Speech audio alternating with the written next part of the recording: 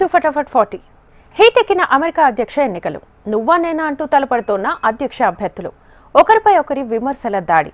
Peak స్టేజ్కి చేరిన గాజాపై Israel దాడులు. రాజీ చేసుకునే దిశగా అడుగులు. ఇలాంటి న్యూస్ని అంతర్జాతీయ వార్తల్లో చూద్దాం. అమెరికా అధ్యక్ష ఎన్నికలు హిట్ పుట్టిస్తున్నాయి. ఎన్నికల్లో పోటీ చేస్తున్న అధ్యక్ష అభ్యర్థులు పోటాపోటీగా విమర్శలు గుప్పించుకుంటున్నారు. అగ్రరాజ్య ఉపాధ్యక్షురాలు డెమోక్రటిక్ పార్టీ అభ్యర్థి కమలా హ్యారిస్ పై రిపబ్లికన్ అభ్యర్థి మాజీ అధ్యక్షుడు డొనాల్డ్ ట్రంప్ మరోసారి వ్యక్తిగత విమర్శలకు దిగారు. ఆమె అధికారంలోకి వస్తే చైనా ఆడేసుకుంటుందని ఎద్దేవా చేశారు. కమలా గెలిస్తే ఓ చిన్న పిల్లలా ఆమెను చూస్తారంటూ ట్రంప్ వ్యాఖ్యలు చేశారు. ఆమెకు మరో 4 ఏళ్లు అధికారం ఇస్తే ప్రజల జేబులన్నీ ఖాళీ చేస్తారంటూ దుయ్యబట్టారు. మరోవైపు ఓ సర్వేలో ట్రంప్ ముందంజలో ఉన్నట్లుగా తెలుస్తోంది. గాజాపై ఇజ్రాయెల్ దాడులు పీక్ స్టేజ్ కి చేరుకున్నాయి. పాలస్తీనా పౌరుల లక్ష్యంగా ఇజ్రాయెల్ దాడులకు తెగబడుతోంది. అలాంటి తరుణంలో ఇజ్రాయెల్ హమాస్ రాజీ చేసుకునే దిశగా అడుగులు పడుతున్నాయి. గాజా కాల్పుల విరమణ ఒప్పందంలో తమ స్పై చీఫ్ పాల్గొంటారని ఇజ్రాయెల్ స్పష్టం చేసింది. మరోవైపు ఒప్పందం జరిగే సూచనలు కనిపిస్తే పోరాటం ఆపేస్తామని హమాస్ వర్గాలు వెల్లడించాయి. అప్పట్లోనే హమాస్ పోరాటాన్ని ఆపడానికి సంసిద్ధత వ్యక్తం చేసింది. అయితే ఇజ్రాయెల్ కాల్పుల విరమణకు కట్టుబడి ఉండాలని షరతు పెట్టింది. యుద్ధం నేపథ్యంలో గాజా నుంచి వెళ్లిపోయిన ప్రజలను తిరిగి అనుమతించాలని కోరింది. బందీలను విడుదల చేయడానికి ఓ ఒప్పందాన్ని కుదుర్చుకోవడానికి స్వాగతిస్తున్నామని ఇజ్రాయెల్ ప్రధాని నెతన్యాహు పేర్కొన్నారు. న్యూఢిల్లీలో జరిగిన 18వ Asia Pacific conference of Germany business 2024 పాల్గొన్న ప్రధాని మోదీ శుభవార్త చెప్పిన జర్మనీ, పాకిస్తాన్కు స్వీట్ వార్నింగ్ ఇచ్చిన నేషనల్ కాన్ఫరెన్స్ అధినేత ఫరూక్ అబ్దుల్లా, రంజుగా మారిన మహారాష్ట్ర రాజకీయాలు, జమ్మూ కాశ్మీర్ ఉగ్ర దాడిలో పెరిగిన మృతుల సంఖ్య. ఇలాంటి వార్తలను నేషనల్ న్యూస్లో చూద్దాం.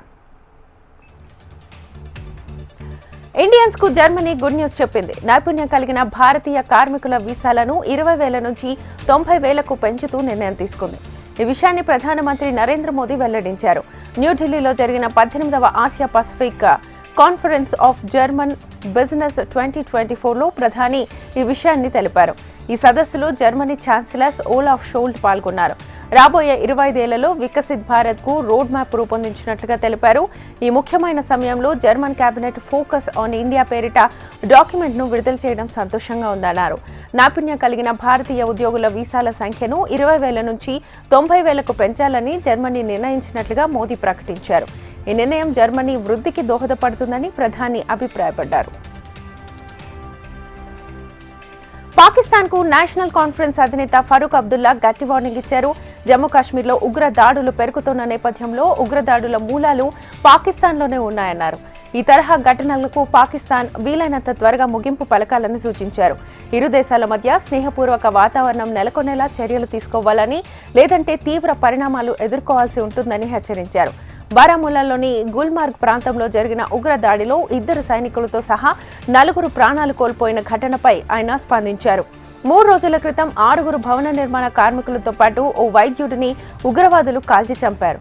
ఈ ఘటనను తీవ్రంగా పరిగణించిన అధికార నేషనల్ కాన్ఫరెన్స్ పార్టీ సరైన పరిష్కారాన్ని కనుగొనేందుకు కేంద్రంతో కలిసి పనిచేస్తుందని ఫరూక్ వెల్లడించారు. మహారాష్ట్ర రాజకీయాలు రంజుగా మారాయి. అసెంబ్లీ ఎన్నికల వేళ రోజుకో పరిణామం చోటు చేసుకుంటోంది. గెలుపు కోసం అధికార మహాయుతి, ప్రతిపక్ష మహావికాస్ అఘాడీ పోటీ పడుతుండగా ముంబైలోని వర్లి స్థానంలో శివసేన వర్సెస్ శివసేనగా మారింది. మహారాష్ట్ర మాజీ ముఖ్యమంత్రి ఉద్ధవ్ ఠాక్రే తనయుడు ఆదిత్య వర్లి నుంచే పోటీ చేస్తుండగా ఆయనకు పోటీగా మాజీ ఎంపీ మిలింద్ దేవ్ను బరిలో దించాలని సీఎం ఏక్నాథ్ షిండే వర్గం శివసేన పార్టీ నిర్ణయించింది. ఆదిత్య నామినేషన్ దాఖలు చేసిన మరుసటి రోజే ఏక్నాథ్ షిండే పార్టీ ఈ నిర్ణయం తీసుకుంది. ఇప్పటికే 3 సార్లు ఎంపీ. ఇకపోతే మిలింద్ దేవ్రా సౌత్ ముంబై నుంచి ఇప్పటికే 3 సార్లు ఎంపీగా గెలిచారు. ప్రస్తుతం ఆయన రాజ్యసభ సభ్యుడిగా కొనసాగుతున్నారు. రాజ్ ఠాక్రేకు చెందిన మహారాష్ట్ర నవనిర్మాణ సేనకు చెందిన సందీప్ దేశ్ పాండే కూడా వర్లి నుంచే తలపడుతున్నారు. జార్ఖండ్ మాజీ ముఖ్యమంత్రి చంపై సోరెన్ సరైకెల్లా అసెంబ్లీ నియోజకవర్గం నుంచి బీజేపీ అభ్యర్థిగా నామినేషన్ దాఖలు చేశారు. పార్టీ స్థానిక నేతలతో కలిసి ఎన్నికల రిటర్నింగ్ అధికారి కార్యాలయానికి వెళ్లిన చంపై సోరెన్ రిటర్నింగ్ అధికారికి తన నామినేషన్ పత్రాలను సమర్పించారు. ఈ ఎన్నికల్లో బీజేపీ గెలుపు ఖాయమని అన్నారు. జార్ఖండ్లోకి ఈ బంగ్లాదేశీ చొరబాటుదారుల సంఖ్య రోజురోజుకి పెరిగిపోతోందని, ఈ నేపథ్యంలో కేవలం బీజేపీ మాత్రమే స్థానికులకు, రాష్ట్రంలోని గిరిజనులకు న్యాయం చేయగలదని సోరెన్ అన్నారు. ఈ అసెంబ్లీ ఎన్నికల్లో బీజేపీ 81 సీట్లలో విజయం సాధించబోతోందని ఆయన జోస్యం చెప్పారు. కేవలం జార్ఖండ్లోనే కాక దేశమంతటా బీజేపీ హవా నడుస్తోందని అన్నారు. బీజేపీ ప్రపంచనాన్ని అడ్డుకోవడం ఎవ్వరి తరము కాదని ఆయన వ్యాఖ్యానించారు. మహారాష్ట్ర మాజీ మంత్రి దివంగత నేత బాబా సిద్దికీ కుమారుడు జీషన్ సిద్దికీ ఉప ముఖ్యమంత్రి అజిత్ పవార్ నేతృత్వంలోని ఎన్సీపీ పార్టీలో చేరారు. అజిత్ పవార్ సమక్షంలో పార్టీ కండువా కప్పుకున్నారు. ఇది తనకు, తన కుటుంబానికి ఉద్వేగభరితమైన క్షణమని జీషన్ అన్నారు. ఈ కష్ట సమయాల్లో తనను నమ్మినందుకు అజిత్ పవార్, ప్రఫుల్ పటేల్, సునీల్ తట్కరేలకు కృతజ్ఞతలు తెలిపారు. వచ్చే ఎన్నికల్లో సిట్టింగ్ స్థానమైన వాంద్రే ఈస్ట్ నుంచి పోటీ చేయనున్నట్లుగా ప్రకటించారు. ఇక్కడి నుంచే నామినేషన్ వేసి ప్రజలందరి ప్రేమ, మద్దతుతో మరోసారి గెలుస్తానని ధీమా వ్యక్తం చేశారు. భారత్ చైనా వాస్తవాధీన రేఖాంశంలో జరిగిన కీలక ఒప్పందంలో మరో అడుగు ముందుకు పడ్డట్టుగా తెలుస్తోంది. సరిహద్దుల్లో బలగాల ఉపసంహరణ ప్రక్రియ మొదలైంది. తూర్పు లద్దాఖ్ సెక్టార్లోని 2 కీలక ప్రాంతాలైన డెన్మోక్, డెస్పాంగ్ నుంచి 2 దేశాల బలగాలు వెనక్కి మారుతున్నట్లుగా భారత రక్షణ శాఖ అధికారులు వెల్లడించారు. ఒప్పందం ప్రకారం ఈ ప్రాంతంలోని సైనిక సామాగ్రి, ఇతర పరికరాలను భారత బలగాలు వెనక్కి తీసుకొస్తున్నట్లుగా అధికారులు వెల్లడించారు. ఇక్కడి టెంట్లు, తాత్కాలిక నిర్మాణాలను కూడా ఇరు దేశాల బలగాలు తొలగిస్తున్నట్లుగా వెల్లడించారు. చాతింగ్లో లాపా సమీపంలోని నదికి పశ్చిమ దిశగా భారత బలగాలు, తూర్పు దిశగా చైనా బలగాలు వెనక్కి వెళ్తున్నట్లుగా పేర్కొన్నారు. ఈ ప్రాంతాల్లో సరిహద్దులకు ఇరువైపులా దాదాపు 10 నుంచి 12 తాత్కాలిక నిర్మాణాలు, 12 టెంట్లు ఉన్నాయి. బలగాల ఉపసంహరణ ప్రక్రియనంతా పూర్తయిన తర్వాత మరో 4 నుంచి 5 రోజుల్లో డెస్పాంగ్, డెన్మోక్ ప్రాంతాల్లో పెట్రోలింగ్ ను పునరుద్ధరించనున్నట్లుగా తెలుస్తోంది. జమ్మూ కాశ్మీర్ ఉగ్రదాడిలో మృతుల సంఖ్య 5కు చేరింది. గురువారం సాయంత్రం నాగిన్ పోస్ట్ వైపు వెళ్తున్న ఆర్మీ వాహనంపై ఉగ్రదాడులు దాడి చేశారు. ఆర్మీలో పనిచేస్తున్న 2 కూలీలతో పాటు 2 సైనికులు కూడా ఉగ్రవాదుల కాల్పుల్లో ఘటనా స్థలంలోనే చనిపోయారు. మరో జవాన్ చికిత్స పొందుతూ మృతి చెందాడు. దీంతో ఉగ్రదాడిలో మృతుల సంఖ్య 5కు చేరుకుంది. గాయపడ్డ మరొకరికి ట్రీట్మెంట్ అందిస్తున్నట్లుగా అధికారులు వెల్లడించారు. ఘటనా స్థలంలో టెర్రరిస్టుల కోసం ఆర్మీ బలగాలు గాలింపు చర్యలు చేపట్టాయి. అంతకుముందు పుల్వామా జిల్లాలోని త్రాల్ ప్రాంతాల్లోనూ ఉగ్రవాదులు కాల్పులు జరిపారు. ఉత్తరప్రదేశ్కు చెందిన శుభం కుమార్ అనే కార్మికుడు గాయపడ్డాడు. కాగా గత 72 గంటల్లో కేంద్రపాలిత ప్రాంతాల్లో ఆర్మీ వాహనంపై దాడి జరగడం ఇది రెండోది. జమ్మూ కాశ్మీర్లోని గుల్మార్గ్లో సైనిక వాహనంపై జరిగిన ఉగ్రదాడి ఘటనపై కాంగ్రెస్ ఎంపీ, పార్లమెంటు ప్రతిపక్ష నేత రాహుల్ గాంధీ ట్విట్టర్ వేదికగా స్పందించారు. రాహుల్ తన ట్వీట్లో సైనిక వాహనంపై జరిగిన పిరికి పంద దాడిలో మన వీర జవాన్లు వీరమరణం పొందారనే వార్త చాలా బాధాకరమని తెలిపారు. ఈ దాడిలో ప్రాణాలు కోల్పోయిన వారికి నివాళులర్పిస్తున్నానని రాసుకొచ్చారు. మృతుల కుటుంబాలందరికీ ప్రగాఢ సానుభూతిని తెలిపారు. జమ్మూ కాశ్మీర్లో శాంతి భద్రతలను నెలకొల్పడంలో కేంద్రంలోని ఎన్డీఏ ప్రభుత్వ విధానాలు పూర్తిగా విఫలమయ్యాయని ఆరోపించారు. వారు చెబుతున్న దానికి విరుద్ధంగా నిరంతర ఉగ్రవాద కార్యకలాపాలు, మన సైనికులపై దాడులు, పౌరులను లక్ష్యంగా చేసుకున్న హత్య కారణంగా రాష్ట్రం ప్రమాదపు నీడలో జీవిస్తోందన్నది వాస్తవమని విమర్శించారు. ఈ ఘటనపై ప్రభుత్వం తక్షణమే జవాబుదారీతనం వహించాలని, జమ్మూ కాశ్మీర్ లోయలో వీలైనంత త్వరగా శాంతిని పునరుద్ధరించాలని, సైన్యం రాష్ట్ర పౌరులకు బాధ్యత కల్పించాలని రాహుల్ గాంధీ డిమాండ్ చేశారు. దేశ రాజధాని ఢిల్లీలో వాయు కాలుష్యం తీవ్రంగా పెరిగింది. పొరుగు రాష్ట్రాల్లో వ్యర్థాలను తగలబెట్టడానికి తోడు పొగమంచు రాజధాని ప్రాంతాన్ని కమ్మేయడంతో రోజురోజుకి కాలుష్యం పెరిగిపోతోంది. రాజధానిలో మాత్రమే కాకుండా దేశంలోని పలు ప్రాంతాల్లో వాయు కాలుష్యం తీవ్రంగా పెరిగిపోతుండటంతో కేంద్రం అప్రమత్తమైంది. శీతాకాలం పండుగలు సమీపిస్తుండటంతో ప్రజలు జాగ్రత్తగా ఉండాలని సూచించింది. ఈ మేరకు వివిధ రాష్ట్రాల్లోని వైద్య ఆరోగ్య శాఖలకు కేంద్ర ఆరోగ్య మంత్రిత్వ శాఖ పలు హెచ్చరికలు జారీ చేసింది. వాయు కాలుష్యం తీవ్రతరం అవుతోందని, ఇది అనారోగ్య పరిస్థితులకు దారితీస్తుందని ఆందోళన వ్యక్తం చేసింది. బహిరంగ ప్రదేశాల్లో వాకింగ్కు వెళ్లడం, ఆటలు ఆడటం వంటి వాటికి ప్రజలు దూరంగా ఉండాలని తెలిపింది. ముఖ్యంగా గర్భిణీ స్త్రీలు, పిల్లలు, వృద్ధులు, ట్రాఫిక్ అధికారులు అప్రమత్తంగా ఉండాలని సూచించింది. అంతేకాకుండా పంట వ్యర్థాలను తగలబెట్టడం, పండుగ సమయాల్లో బాణసంచా కాల్చడం వంటివి తగ్గించడం అతి ముఖ్యమైన చర్యలుగా కేంద్ర ఆరోగ్య మంత్రిత్వ శాఖ పేర్కొంది. మూసీ ప్రాజెక్టుపై సీఎం రేవంత్ రెడ్డి సవాల్ స్వీకరించిన కేంద్ర మంత్రి Kishan Reddy, AICC general secretary KC వేణుగోపాల్తో తెలంగాణ డిప్యూటీ సీఎం భట్టి విక్రమార్క భేటీ. బీఆర్ఎస్ నేత కేటీఆర్ను లీగల్గానే ఎదుర్కొంటానన్న బీజేపీ బండి సంజయ్, మంత్రి పొంగులేటి శ్రీనివాసరెడ్డి కామెంట్స్ కు కౌంటర్ ఇచ్చిన కేటీఆర్. ఇలాంటి ఇంట్రెస్టింగ్ వార్తల్ని తెలంగాణ న్యూస్ లో చూద్దాం. మూసీ ప్రాజెక్టుపై సీఎం రేవంత్ చేసిన సవాల్ను స్వీకరిస్తున్నట్లుగా కేంద్ర మంత్రి కిషన్ రెడ్డి తెలిపారు. మూసీ ప్రాజెక్టును వ్యతిరేకిస్తున్న వారు అదే మూసీ పరివాహక ప్రాంతంలో 3 నెలల పాటు నివాసం ఉండాలన్న సీఎం మాటలకు ఆయన రిప్లై ఇచ్చారు. అలా చేస్తే ఆ ప్రాజెక్టును విరమించుకుంటామని ముఖ్యమంత్రి రేవంత్ రెడ్డి చేసిన సవాల్ను స్వీకరించేందుకు తాను సిద్ధమే అని కిషన్ రెడ్డి పేర్కొన్నారు. పేదల ఇళ్లను కూల్చేస్తామంటే ఒప్పుకునేది లేదన్నారు. మూసి పరివాహక ప్రాంతాల్లో పేదల ఇళ్లు కూల్చివేతలకు వ్యతిరేకంగా బీజేపీ ఆధ్వర్యంలో ఇందిరా పార్క్ వద్ద నిర్వహించిన మహాధర్నాలో కిషన్ రెడ్డి పాల్గొన్నారు. అక్కడ ఉండేందుకు సిద్ధమే, కానీ పేదల ప్రజల ఇల్లు కూల్చేస్తామంటే చెంచల్గూడ చెర్లపల్లి జైలు కన్నా వెళ్లేందుకు రెడీ అని కిషన్ రెడ్డి సవాల్ చేశారు. ఏఐసీసీ జనరల్ సెక్రటరీ కేసీ వేణుగోపాల్తో తెలంగాణ డిప్యూటీ సీఎం భట్టి విక్రమార్క ఢిల్లీలో భేటీ అయ్యారు. తెలంగాణ ఎన్నికల ప్రచారంలో కుల గణనపై రాహుల్ గాంధీ ఇచ్చిన హామీని నెరవేర్చేందుకు చర్యలు ప్రారంభించినట్లుగా కేసీ వేణుగోపాల్కు భట్టి వివరించారు. అంతేకాదు రాష్ట్రంలో అమలు చేస్తున్న సంక్షేమ పథకాల గురించి కూడా చెప్పుకొచ్చారు. కాగా గత పార్లమెంట్ ఎన్నికల ప్రచారంలో కులగణనపై రాహుల్ విస్తృతంగా ప్రచారం చేశారు. తాము అధికారంలోకి వస్తే దేశవ్యాప్తంగా కులగణన చేస్తామని హామీ ఇచ్చారు. ఎవరి జనాభా ఎంతో వారికంత వాటా ఉండాలని భావించారు.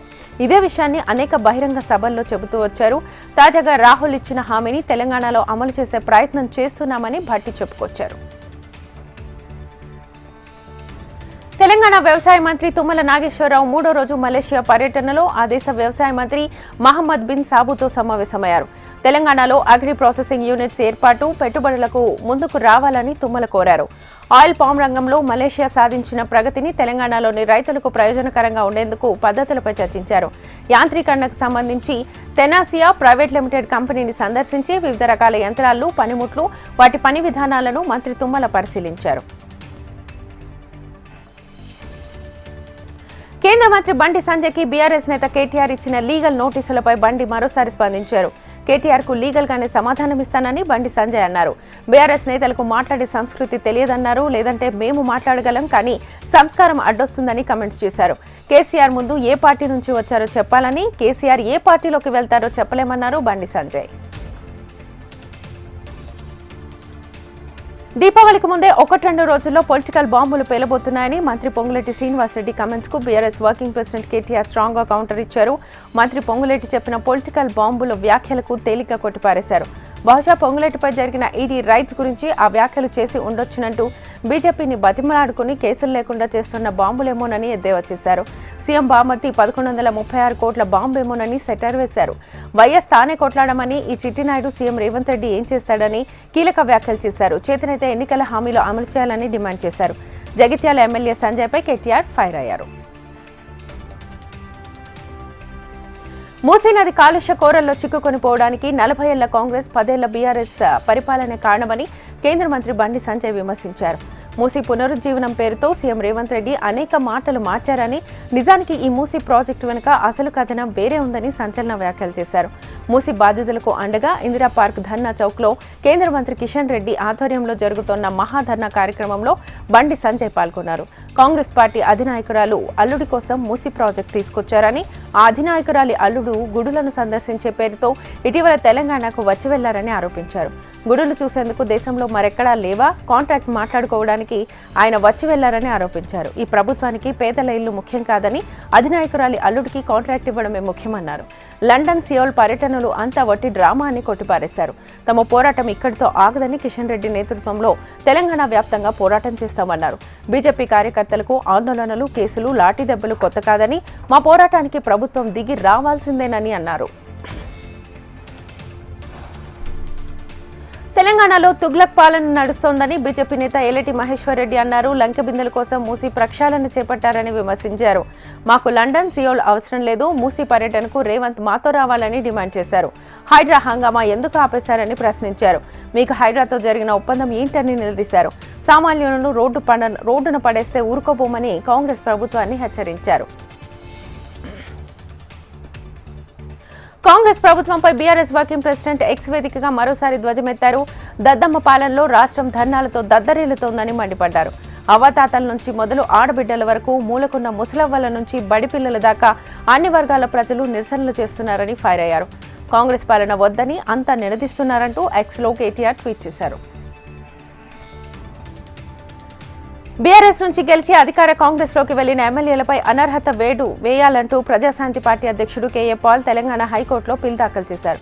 ప్రజాప్రతినిధులు పశువుల్లా అమ్ముడుపోతున్నారంటూ ఘాటు వ్యాఖ్యలు చేశారు కేఏ పాల్. కేసీఆర్ టైంలో 12 మంది కాంగ్రెస్ ఎమ్మెల్యేలు బీఆర్ఎస్లోకి వెళ్తే ప్రస్తుతం బీఆర్ఎస్లోని 10 మంది ఎమ్మెల్యేలు కాంగ్రెస్లోకి జంప్ అయ్యారని అన్నారు. రాజ్యాంగంలోని 10వ షెడ్యూల్ ప్రకారం ఇందిరాగాంధీని న్యాయస్థానం డిస్క్వాలిఫై చేసినట్లుగా గుర్తు చేశారు. తదుపరి విచారణను నవంబర్ 4వ తేదీకి వాయిదా వేసినట్లుగా పాల్ తెలిపారు. సీఎం రిలీఫ్ ఫండ్ పెంచి ఇవ్వాలని పేదవారు కోరుకుంటున్నట్లుగా జనగామ ఎమ్మెల్యే పల్లా రాజేశ్వరరెడ్డి తెలిపారు. తన క్యాంప్ కార్యాలయంలో సీఎంఆర్ చెక్కులు పంపిణీ చేసిన పల్లా ఇప్పటి వరకు జనగామలో పేదలకు 700 మందికి చెక్కులను అందించామని తెలిపారు. జనగామ ప్రభుత్వ ఆసుపత్రిలో సిటీ స్కానింగ్ పనిచేయడం లేదని అసెంబ్లీలో ప్రస్తావించిన సమస్యకు పరిష్కారం చూపడం లేదన్నారు పల్లా. మంత్రి కొండా సురేఖపై బీఆర్ఎస్ కార్యనిర్వాహక అధ్యక్షుడు కేటీఆర్ వేసిన పరువు నష్టం దావాపై సిటీ సివిల్ కోర్టులో విచారణ జరిగింది. భవిష్యత్తులో అలాంటి వ్యాఖ్యలు చేయొద్దని కొండా సురేఖను న్యాయస్థానం ఆదేశించింది. కేటీఆర్పై చేసిన వ్యాఖ్యలకు సంబంధించిన వీడియోలను న్యూస్ ఛానళ్లు, యూట్యూబ్, సోషల్ మీడియాలో తొలగించారని పేర్కొంది. అనంతరం తదుపరి విచారణను కోర్టు వచ్చే నెల 21కి వాయిదా వేసింది. తన పరువుకు భంగం కలిగేలా కొండా సురేఖ వ్యాఖ్యలు చేశారంటూ ఆమెపై 100 కోట్లకు కేటీఆర్ పరువు నష్టం దావా వేశారు. ఐఏఎస్ అమోయ్ కుమార్ ఈడీ విచారణ ముగిసింది. ఈడీ అధికారులు అమోయ్ కుమార్ ను 9 గంటల పాటు విచారించి స్టేట్మెంట్ రికార్డ్ చేశారు. 3 రోజుల పాటు అమోయ్ను ఈడీ ప్రశ్నించింది. ఎప్పుడు విచారణకు పిలిచినా అందుబాటులో ఉండాలని అమోయ్ కుమార్ ను ఈడీ ఆదేశించింది. నాగారంలోని 42 ఎకరాల భూమి వ్యవహారంలో అమోయ్ కుమార్ ను ఈడీ విచారిస్తోంది. ఆంధ్రప్రదేశ్లో దీపావళి నుంచి ఉచిత గ్యాస్ సిలిండర్ పంపిణీ వివరాలు వెల్లడించిన మంత్రి నాదెండ్ల మనోహర్. వైఎస్ఆర్ అభిమానులకు ఏపీపీసీసీ అధ్యక్షురాలు వైఎస్ షర్మిల 3 పేజీల బహిరంగ లేఖ. ఇలాంటి న్యూస్ ను ఏపీ వార్తల్లో చూద్దాం. ఆంధ్రప్రదేశ్లో దీపావళి నుంచి ఉచిత గ్యాస్ పంపిణీ కార్యక్రమం ప్రారంభం కానుంది. పౌర సరఫరాల శాఖ మంత్రి నాదెండ్ల మనోహర్ తెలిపారు. సిలిండర్ బుక్ చేసుకోగానే ప్రజలకు ప్రభుత్వం నుంచి సమాచారం వెళ్తుందని, 24 నుంచి 48 గంటల్లో సిలిండర్ను అందిస్తామని ఆయిల్ కంపెనీలు చెప్పాయని వెల్లడించారు. పట్టణాల్లో అయితే 24 గంటల్లోనే సరఫరా చేస్తామని తెలిపారు. సిలిండర్ అందిన క్షణం నుంచి 48 గంటల్లోపే వారి ఖాతాల్లోకి నగదు జమ అవుతుందని తెలిపారు. రాష్ట్ర ప్రభుత్వం నుంచి ఆయిల్ కంపెనీలకు 894 కోట్ల రూపాయలు అందిస్తామన్నారు. సీఎం చంద్రబాబు చేతుల మీదుగా ఈ నెల 29న ఆయిల్ కంపెనీలకు చెక్ ఇవ్వనున్నట్లుగా మంత్రి తెలిపారు.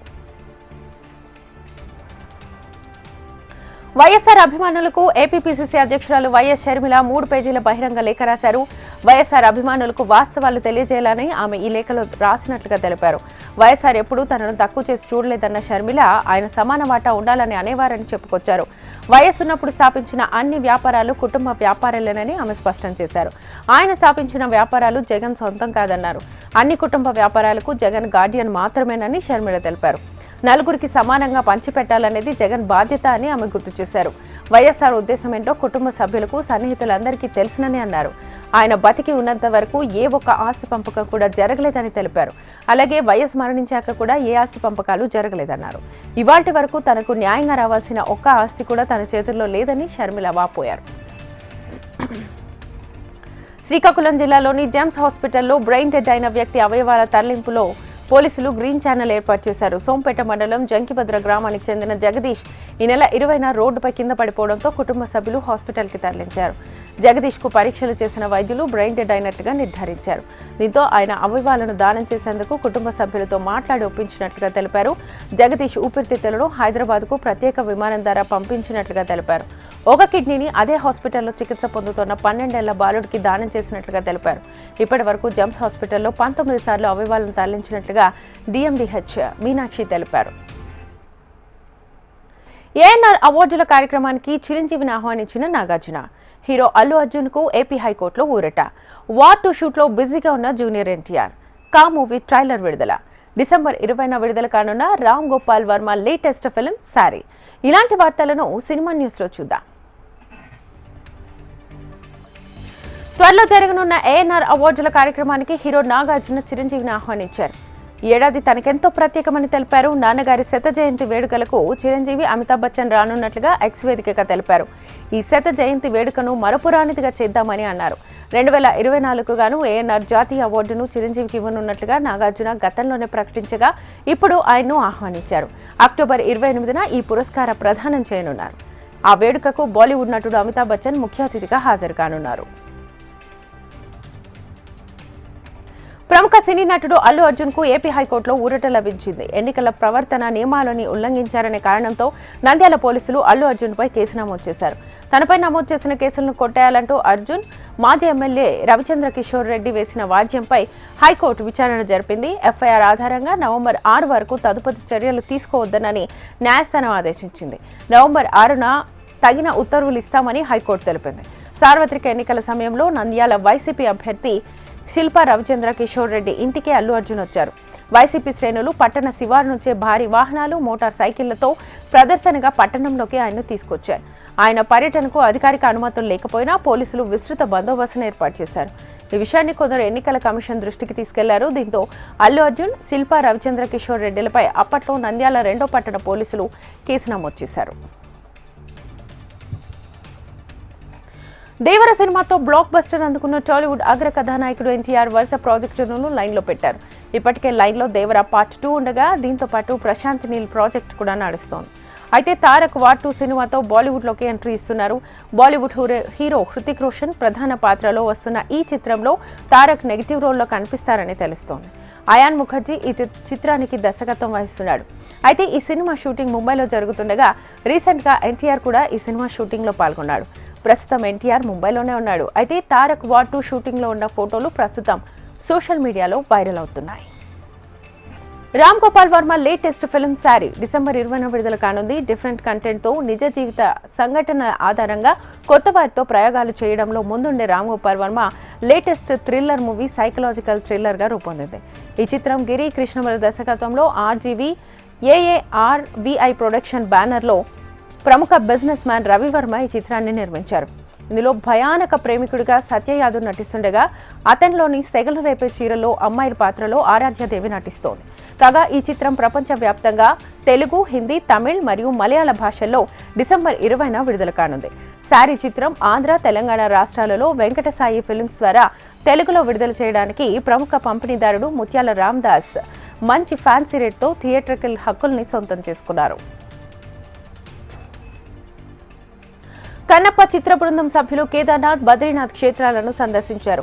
ప్రముఖ నటుడు మోహన్ బాబు, మంచు విష్ణు, దర్శకుడు ముఖేష్ కుమార్, నటులు అర్పిత్ రంకాతో కలిసి కేదార్నాథ్, బద్రీనాథ్, రిషికేశ్లోని ఆధ్యాత్మిక తీర్థయాత్రకు బయలుదేరారు. ఈ బృందం దైవిక ఆశీర్వాదం కోసం ఈ పవిత్ర యాత్రను చేపట్టింది. 12 జ్యోతిర్లింగాలలో ఒకటైన కేదార్నాథ్ను కన్నప్ప టీం సందర్శించింది. ఆపై బద్రీనాథ్లో ప్రార్థనలు కూడా చేశారు. రిషికేశ్ సందర్శనతో వారి ప్రయాణం ముగిసింది. కేదార్నాథ్, బద్రీనాథ్, రిషికేశ్కి రావడం ఆనందంగా ఉందని విష్ణు తెలిపారు. పరమశివుడి పరమ భక్తుడి కథగా కన్నప్ప చిత్రం విడుదలకు ముందే మొత్తం 12 జ్యోతిర్లింగాలను సందర్శించాలనే లక్ష్యంగా పెట్టుకున్నానని, మా ఎపిక్ యాక్షన్ చిత్రం విడుదల కోసం మేము ఎదురు చూస్తున్నామని తెలిపారు. లేడీ కొరియోగ్రాఫర్పై అత్యాచార ఆరోపణలు ఎదుర్కొంటున్న కొరియోగ్రాఫర్ జానీ మాస్టర్కు బెయిల్ రావడంతో ఆయన ఈ రోజు జైలు నుంచి విడుదలయ్యారు.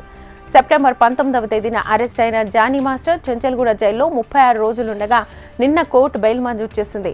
దీంతో ఆయన జైలు నుంచి రిలీజ్ అయ్యారు. పోక్సో కేసులో అరెస్ట్ కావడంతో ఆయనకు ప్రకటించిన నేషనల్ అవార్డును కేంద్రం రద్దు చేసింది.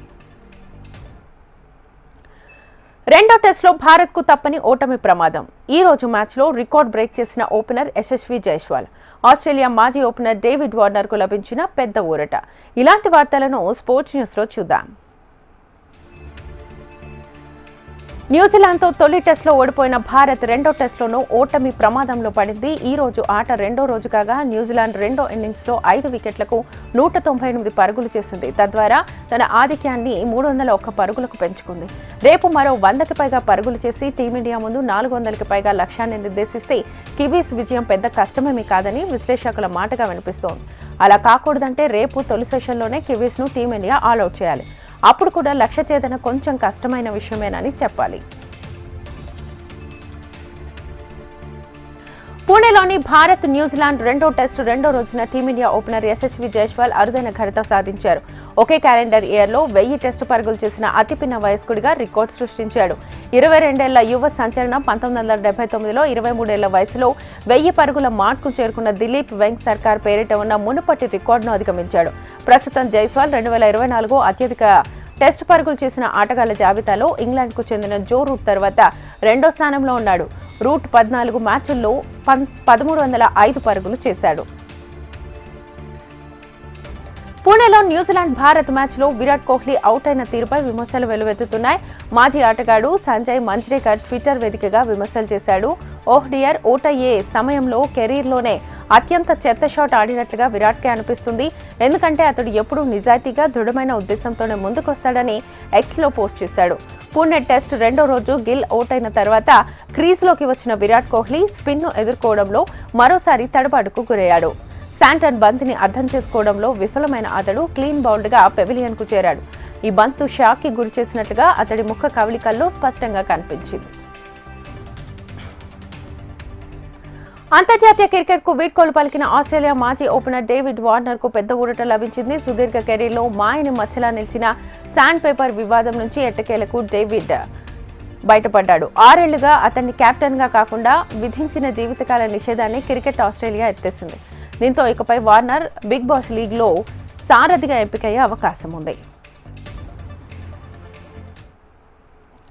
దీపావళి ధమాకాగా తీసుకొచ్చిన రిలయన్స్ జియో కొత్త సబ్స్క్రైబర్లను చేర్చుకోవడంలో ముందు వరుసలో ఉన్న BSNL ఈ రోజు స్టాక్ మార్కెట్లకు తప్పని నష్టాలు. ఇలాంటి వార్తలను బిజినెస్ న్యూస్లో చూద్దాం. ప్రముఖ టెలికాం సంస్థ రిలయన్స్ జియో దీపావళి ధమాకా ఆఫర్స్ ని తీసుకొచ్చింది. పండుగ సందర్భంగా తీసుకొచ్చిన ఈ సదుపాయంతో ఎంపిక చేసిన రీఛార్జీలపై 3,350 రూపాయల విలువైన ప్రయోజనాలు అందిస్తున్నట్లుగా ప్రకటించింది. ఈ ఆఫర్స్ ఇప్పటికే అందుబాటులోకి వచ్చాయి. నవంబర్ 3వ తేదీలోపు రీఛార్జ్ చేసుకున్న వాళ్లు మాత్రమే ఈ బెనిఫిట్స్ ని పొందుతారు. దీపావళి ప్రయోజనాల్లో భాగంగా 899 రూపాయలు, 3,599 రూపాయల రీఛార్జ్ ప్లాన్లపై అదనపు ప్రయోజనాల్ని అందిస్తోంది. ఆఫర్ ముగిసేలోగా ఈ ప్లాన్స్తో రీఛార్జ్ చేసుకుంటే 3,000 విలువ చేసే ఈజీ మై ట్రిప్ ఓచర్ అందిస్తోంది. విమాన ప్రయాణాలు, హోటల్ బుకింగ్స్ చేసుకునే వారికి ఈ ఓచర్ ప్రయోజనకరంగా ఉంటుంది. ప్రైవేట్ టెలికాం కంపెనీలు ఛార్జీల మోత ప్రభుత్వ రంగ టెలికాం సంస్థ BSNL కు కలిసొచ్చినట్టుగా కనిపిస్తోంది. 3 ప్రైవేట్ టెలికాం కంపెనీలు ఓవైపు యూజర్స్ ని కోల్పోతుండగా BSNL మాత్రం కొత్త సబ్స్క్రైబర్స్ ను చేర్చుకోవడంలో ముందు వరుసలో నిలుస్తోంది. ఆగస్టు నెలకు సంబంధించి టెలికాం నియంత్రణ సంస్థ ట్రాయ్ విడుదల చేసిన గణాంకాల్లో ఈ విషయం వెల్లడైంది. జూలై నెలలో ప్రధాన టెలికాం కంపెనీలైన జియో, ఎయిర్టెల్, వోడాఫోన్, ఐడియా ధరల పెంపును ప్రకటించడంతో ఈ నెలలో మొబైల్ సబ్స్క్రైబర్ల సంఖ్య 9.2 లక్షలు తగ్గిపోయింది. ఆగస్టు నెలలో వచ్చేసరికి ఈ సంఖ్య 57.7 లక్షలుగా ఉంది. ఈ క్రమంలోనే జూలైలో 29.3 లక్షల మంది BSNLలో చేరగా ఆగస్టులో మరో 25.3 లక్షల మంది నెట్వర్క్ను ఎంపిక చేసుకున్నారు.